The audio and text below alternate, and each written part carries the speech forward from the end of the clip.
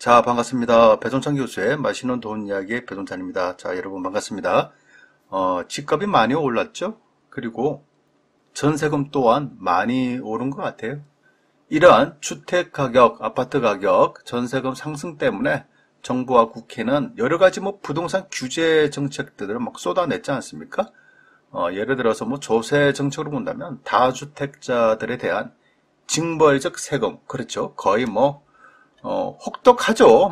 양도소득세가 혹독하지 않습니까? 그래서 징벌적 세금으로 부동산을 잡으려고 해도요.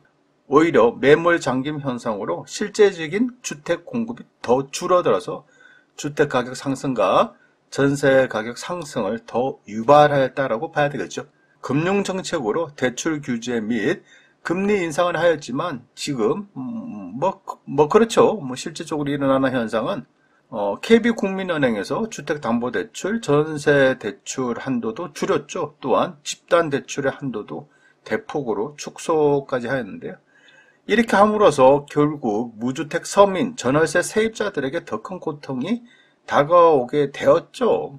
이에 반하여 이렇게 규제를 하면 조세정책이든 금융정책을 펴서 이처럼 대출 규제를 하고 금리 인상까지 하면 아파트 가격, 주택 가격 좀 떨어져야 되지 않습니까? 그런데 한국부동산원의 보도자료에 의하면 올해 4월 서울시장 보궐선거 이후 계속 아파트 매매, 전세 가격 지수가 이처럼 상승하고 있다는 거예요. 그러니 정부 입장이나 무주택 서민들 입장에서 난처하죠. 따라서 정부는요, 전월세에 대한 규제 카드를 내놓을까 말까 이렇게 고민 중에 있는 것 같아요. 그리고 앞으로 나올 전월세 대책으로는요, 전월세 상한제 5%가 기존 계약에 한해서 지금 하고 있지 않습니까? 그런데 이를 신규 계약에도 적용할 수 있을 것 같아요. 그리고 두 번째로 본다면 표준 임대료 제도를 전격적으로 도입할 수 있을 것 같은데요. 그럼 먼저 전월세 상한제 5% 누구나 다 알고 있죠. 작년 7월 말부터 시작해가지고 현재까지 이루어지고 있지 않습니까? 그런데 문제는 기존 전세 계약에만 적용을 받을 수 있다는 거죠. 따라서 신규 전세 계약은 적용받지 못한다는 거 아닙니까? 따라서 기존 전세 계약에 적용할 경우에는 동일한 아파트, 동일한 평수, 동일한 층수인데도 전세금이 5억대라면 신규 전세 계약은 전세 금액이 10억이라는 거예요. 이것이 이제 문제라는 거죠. 이를 내부 부동산에 들어가면요, 실전 사례를 찾아보면 간단히 찾을 수 있죠. 서울 강동구의 모 아파트 단지인데요. 동일한 면적임에도 불구하고 이처럼 전세 상한가는 10억대 실제 거래가 되고 있고요. 전세 하한가는 5억대 실제 거래가 되고 있다는 겁니다. 이러한 원인이야 앞서 말씀드렸지 않습니까? 기존 전세 계약은 5%, 신규는 5% 적용을 받지 못하니까 이러한 갭이 5억에서 10억이라는 이런 엄청난 갭이 차이가 난다고 봐야 되겠죠. 이처럼 전세금의 격차가 크다는 것을 우리는 쉽게 알 수 있다는 겁니다. 더 큰 문제는 이러한 신규 전세 금액의 급등이 바로 매매 금액 또한 이끌고 있지 않습니까? 즉 전세 금액이 매매 금액을 막 땡기는 거예요. 그러다 보니까 아파트 가격이 이렇게 급등을 하고 있죠. 이것이 더 큰 문제라고 봐야 되겠죠. 따라서 정부는 이러한 격차를 줄이고 매매 가격 상승을 억제하기 위하여 전월세 상한제를 신규 전세 계약도 5%로 적용할 방안을 찾을 것으로 보인다는 얘기예요. 그렇다면 신규 계약 전세금과 기존 계약 전세금 차이가 좀 많이 나지 않습니까? 앞서 보셨듯이 5억과 10억인데 이렇게 많이 차이 나는데 어떻게 이를 조절할 수 있을까요? 이 부분이 문제가 되겠죠. 따라서 정부는 이러한 문제까지 해결하면서 집값을 잡기 위해서 표준 임대료 제도를 도입할 것으로 보인다는 얘기입니다.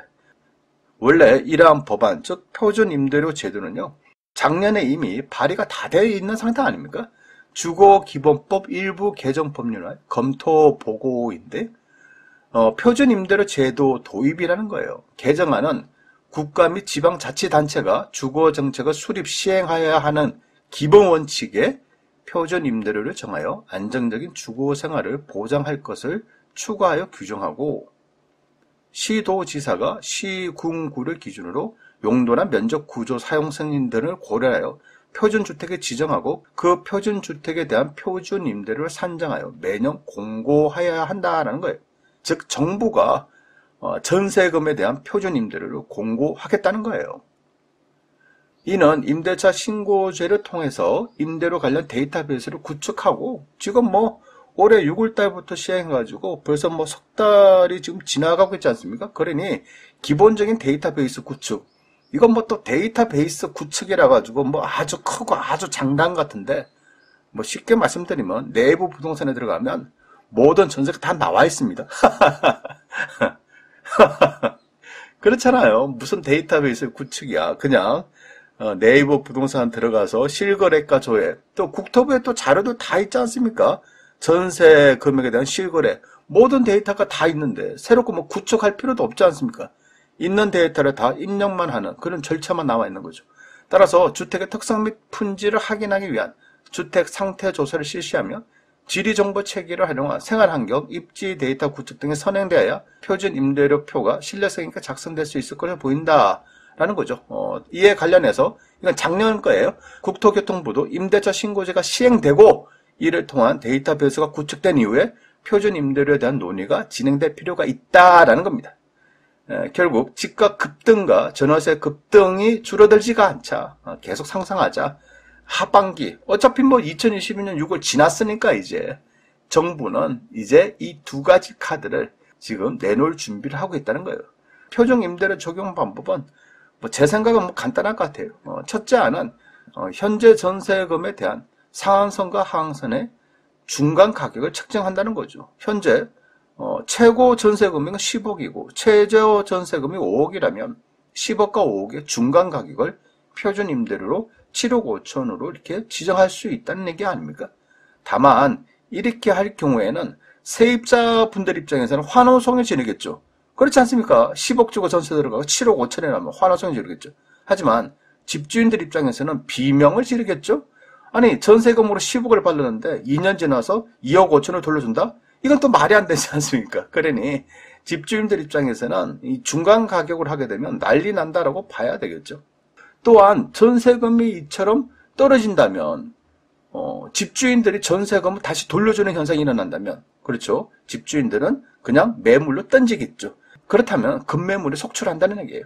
따라서 아파트 가격도 급격히 떨어질 가능성이 많아 보인다는 얘기죠. 다만 이럴 경우에는 집주인들이 가만히 있겠습니까? 그렇잖아요. 집주인들이 가만히 안 있겠죠. 엄청난 저항을 하겠죠.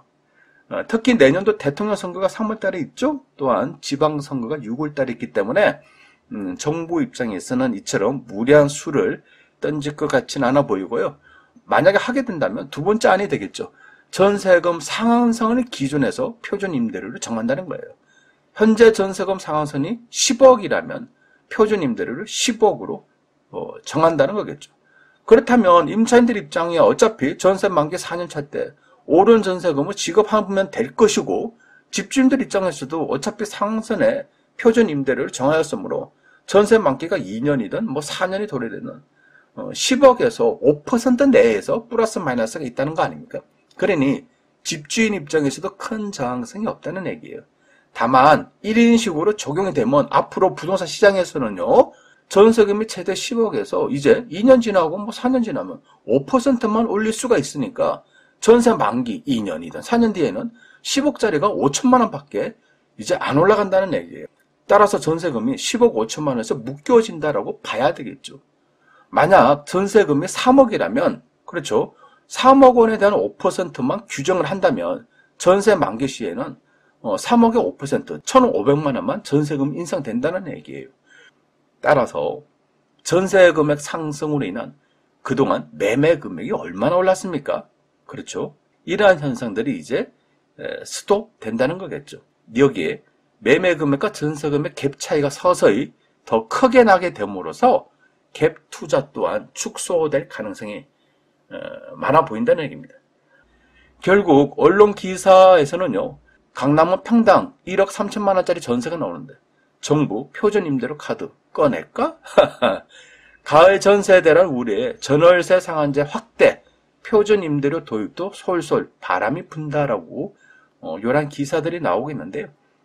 부동산 정책을 피는 사람들 입장에서, 즉 국토교통부나 기획재정부 입장, 부동산 주택 관련 그런 정책을 피는 사람들 입장에서 본다면 제 이야기대로 표준임대료 도입과 전월세 상한제 신규도 5%를 적용한다면 이를 동시에 적용을 하되 표준임대료를 현재 전세금의 상한선으로 할 것인가, 아니면 중간 가격으로 할 것인가, 아니면 하한선으로 할 것인가, 이 부분의 선을 지금 찾고 있을 것 같아요.